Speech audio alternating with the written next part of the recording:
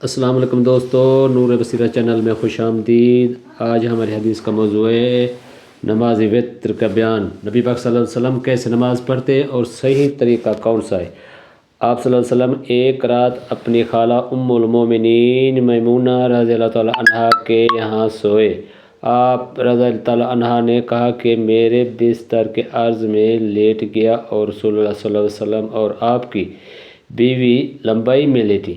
آپ صلی اللہ علیہ وسلم سو گئے۔ جب آدھی رات گزر گئی یا اس کے لگ بھگ تو آپ صلی اللہ علیہ وسلم بیدار ہوئے۔ نیند کے اثر کو چہرے مبارک پر ہاتھ پھیر کر آپ نے دور کیا۔ اس کے بعد آل عمران کی 10 آیتیں پڑھیں۔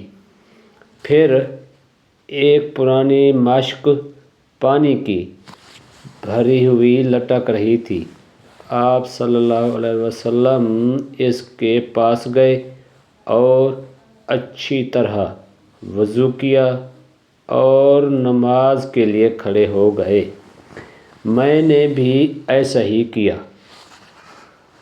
اور آپ صلی اللہ علیہ وسلم پیار سے اپنا داہنا ہاتھ میرے سر رکھ کر اور میرا کان پکڑ کر اسے ملنے لگے۔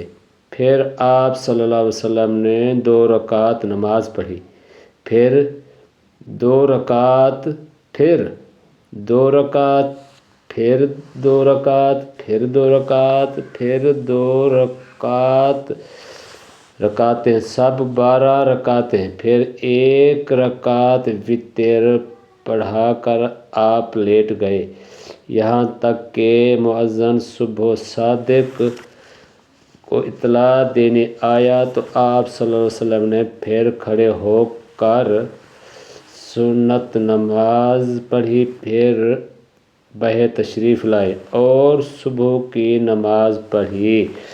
صحیح بخاری حدیث نمبر 9092۔ دوستو، اگر حدیث اچھی لگے تو سبسکرائب، لائک اور کمنٹ میں رائے کا اظہار لازمی دینا۔